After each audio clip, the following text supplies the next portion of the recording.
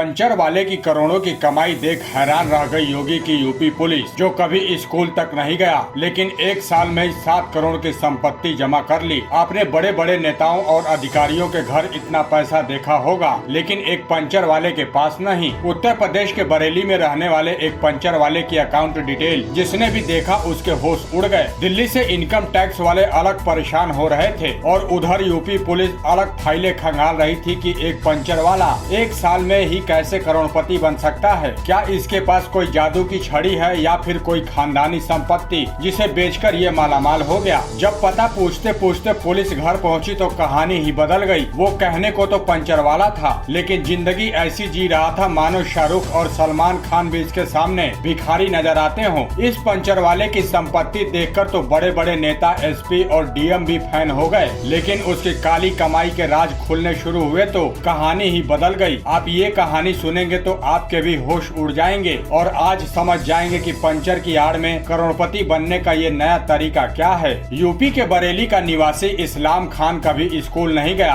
किसी दुकान पर रहकर पंचर बनाने का काम सीखा और दुकान पर काम करने लगा। आप जानते हैं कि गांव देहात में पंचर बनाने वालों की संख्या ज्यादा होती है। इसकी दुकान पर आने वाले और पूरा इलाका उसे पंचर वाले के नाम से जानता था, लेकिन इस्लाम खान तो एक बहुत बड़ा खिलाड़ी निकला। पंचर की आड़ में वो मादक पदार्थ का धंधा करता था। बरेली के एडिशनल एसपी ने बताया कि हमें पंचर वाला इस्लाम खान की नशीली दवाओं में तस्करी में शामिल होने की जानकारी मिली थी, जिसके बाद हमने उसकी गतिविधियों पर नजर रखनी शुरू की। पुलिस को ये ड्यूटी दी गई कि उसका हर एक गतिविधि पता किया जाए। एक दिन हमने उसे रंगे हाथों पकड़ा और जेल भेज दिया। इस्लाम खान एक पंचर की दुकान पर काम करता था। जब आधार कार्ड की मदद से पुलिस ने उसका बैंक डिटेल चेक किया तो चौंकाने वाली बात पता चली। इस्लाम और उसके परिवार ने जो आयकर रिटर्न भरा उसमें बड़ी धनराशि दिखाई गई थी। उसमें एक बहुमंजिला मकान बनवाई और एक बाइक का शोरूम भी खोला था, लेकिन उसने ये नहीं बताया कि आखिर ये पैसा कहां से आए।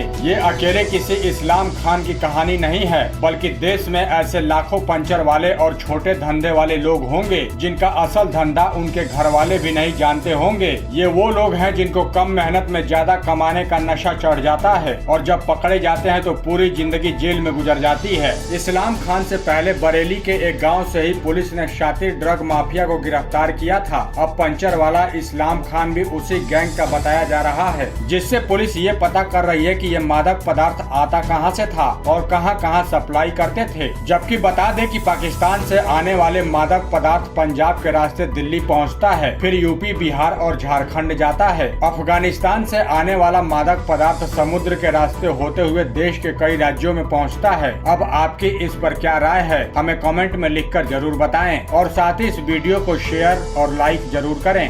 धन्यवाद।